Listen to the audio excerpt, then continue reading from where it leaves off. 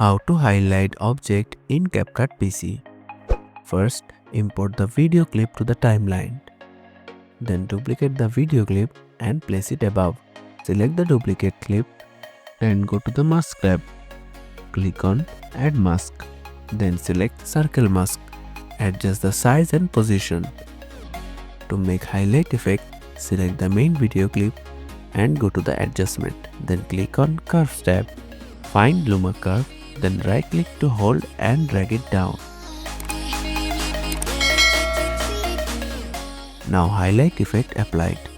The edges look sharp. Go to mask option. Increase the feather to 1.